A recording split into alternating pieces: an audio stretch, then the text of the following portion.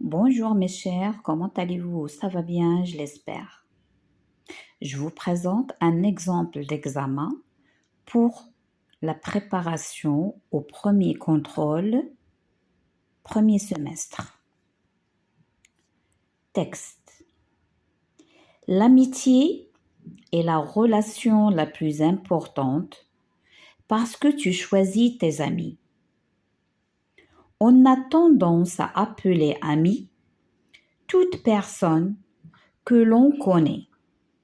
Mais les amis sont bien plus que des connaissances. Ce sont des gens qu'on aime et qui nous soutiennent le moment propice. Des amis très proches peuvent se dire des choses intimes qu'ils nous révéleraient à peine. Un véritable ami t'encourage à vivre en paix avec les autres. André Thévenin, je répète. L'ami est la relation la plus importante parce que tu choisis tes amis. On a tendance à appeler ami toute personne que l'on connaît. Mais les amis sont bien plus que des connaissances. Ce sont des gens qu'on aime et qui nous soutiennent le moment propice. Des amis très proches peuvent se dire des choses intimes qu'ils nous révéleraient à peine. Un véritable ami t'encourage à vivre en paix avec les autres. André Thévenin. Question de compréhension. Qui est l'auteur de ce texte? Essayez de répondre avec une phrase correcte. Par exemple, on dit « L'auteur de ce texte est » et vous écrivez votre réponse. 2. Donne un titre à ce texte. Comme vous voyez, le texte n'a pas de titre. C'est à vous de proposer un titre qui sera convenable. 3. Relève du texte la phrase qui définit le mot ami. C'est-à-dire, qu'est-ce que ça veut dire ami? Quelle est sa signification? La réponse, elle est dans le texte. Cherchez-la. Que fait un véritable ami? Que fait un véritable ami? La réponse aussi, elle est dans le texte. 5. Trouve les synonymes du mot ami. Il y en a 2, écrivez-les. Je suis sûre que vous les connaissez.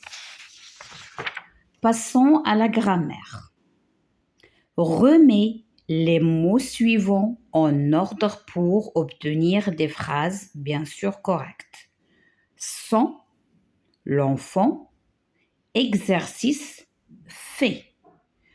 Ces mots sont en désordre, vous allez les classer en ordre pour formuler une phrase correcte. Invite Selma à son anniversaire ses amis. De même, mettez ces mots dans l'ordre pour formuler une bonne phrase. La question numéro 2. De quel type de phrase s'agit-il? Alors cette question, ça veut dire vous allez écrire déclarative, interrogative, exclamative ou bien impérative. Comment s'appelle le nouvel élève? Il s'appelle Omar. J'adore ce prénom. Allons jouer avec lui. Donc vous avez, c'est comme un petit dialogue entre deux amis. Alors vous avez 4 phrases. Écrivez le type de chaque phrase devant chacune d'elles. Conjugaison. Classe les indicateurs du temps dans le tableau. Autrefois, demain, hier, après, aujourd'hui, bientôt, en ce moment, avant, le mois prochain, il y a une semaine, dans 2 jours, maintenant. Alors, ces mots, vous allez les écrire dans le tableau. Le tableau, alors comme vous voyez, parce que vous êtes encore petit, j'écris avec les stylos, je n'ai pas écrit avec mon ordinateur pour que vous puissiez voir clairement. Donc, ces mots, ces indicateurs du temps, vous allez les classer. Est-ce qu'il s'agit du passé, présent ou bien futur? Ça y est, je passe à la question numéro 2. Souligne le radical et entoure la terminaison pour les verbes suivants. Souligner le radical, entourer la terminaison.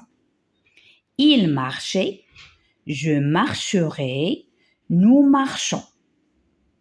Vous écoutez, tu écoutes, elle écoutera. La question numéro 3. Barre la forme qui ne convient pas. Nous, copie, copions. La leçon. Tu récites, récitez bien ta poésie. On passe à l'orthographe. Colorie les lettres finales muettes dans ces mots. Et lorsqu'on dit lettre finale muette, c'est-à-dire la lettre qui ne se prononce pas. On la voit, mais on ne l'écoute pas.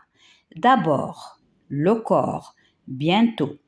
Alors, froid, du riz, le goût, épais. 2. Complète les mots par la lettre K, la lettre C, culon ou culon U. Ça, ici, on cherche le son K. Alors, vous avez le cartable est trop lourd, le coq chante chaque matin, mon petit frère a 4 ans, j'ai mangé le kiwi comme fruit. Alors là, vous allez choisir l'une de ces lettres. D'accord? Je passe à l'exercice numéro 3. Classe les mots suivants dans le tableau. Je ne vais pas vous lire parce que c'est un exercice individuel. Vous devez connaître la lecture, votre lecture.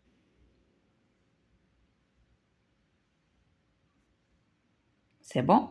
Alors, vous avez un tableau.